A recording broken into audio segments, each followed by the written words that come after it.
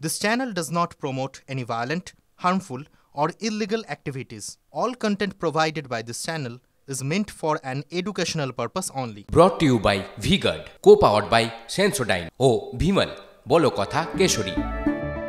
Associate sponsor Ultratech Cement। কাশীপুরের Majerhat এলাকায় দুই তৃণমূল কর্মীকে মারধর এবং তৃণমূল কর্মীদের গ্রামে ঢুকতে বাধা দেওয়ার অভিযোগ। আইএসএফ এর বিরুদ্ধে বাধা দেওয়ার অভিযোগ। থানার সামনে পাল্টা আরও এক যুবককে মারধরের অভিযোগ তৃণমূলের বিরুদ্ধে। এই মুহূর্তে আমাদের সঙ্গে রয়েছেন আমাদের প্রতিনিধি সত্যজিৎ। এই যে এতগুলো গন্ডগোলের ছবি আমরা দেখতে পাচ্ছি ভাঙড়ে, এটা নতুন নয়। পুলিশ তাহলে কি করছে? কেন্দ্রীয় বাহিনীও তো রয়েছে।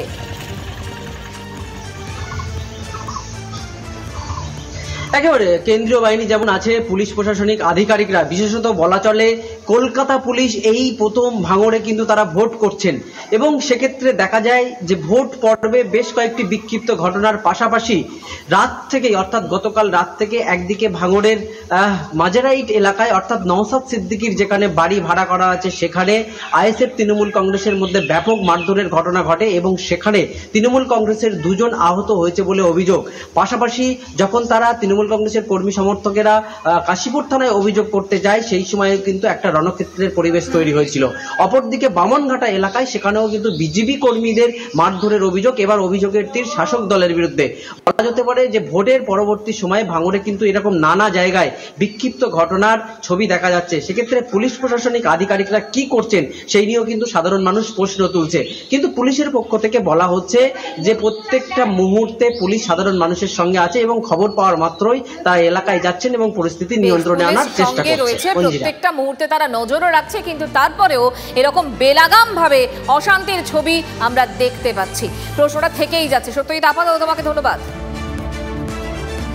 আর মঞ্জিরা, শুধু ভাঙড়ই বা কেন, ভাঙড়ের পাশাপাশি রাজ্য জুড়ে, আমি তোমাকে বলছি রাজ্য জুড়ে কখনো তৃণমূল কর্মী, কখনো মহিলা, কখনো পুরুষ গোষ্ঠী দ্বন্দ্বের শেষ নেই এই বাংলায়।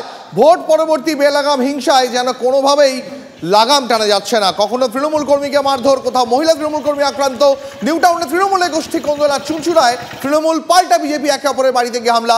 সেই সব খবরে আমরা নজর রাখবো। তবে শুরুতেই যে খবরে নজর রাখবো কুলতলির খবরে।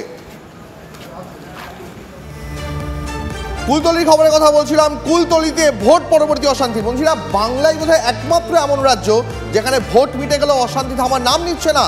কুলতলিতে ভোট পরবর্তী অশান্তি, আক্রান্ত তৃণমূলের মহিলা সমর্থক। বিজেপি কর্মীদের বিরুদ্ধে রাতের অন্ধকারে হামলা চালানোর অভিযোগ।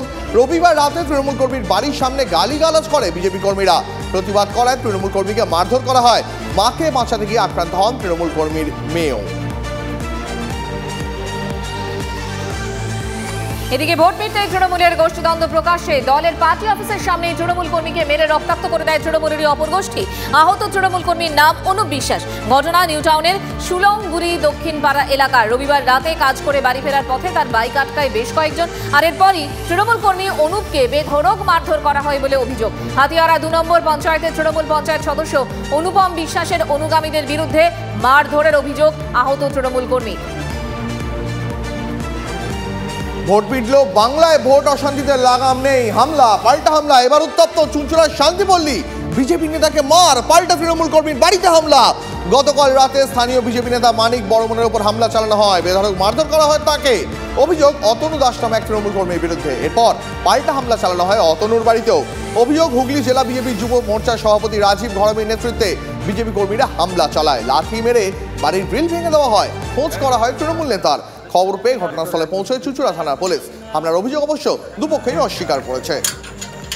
Brought to you by V-Guard, co-powered by Sensodyne O Bhimal, বলো কথা Keshari. Associate sponsor Ultratech Cement।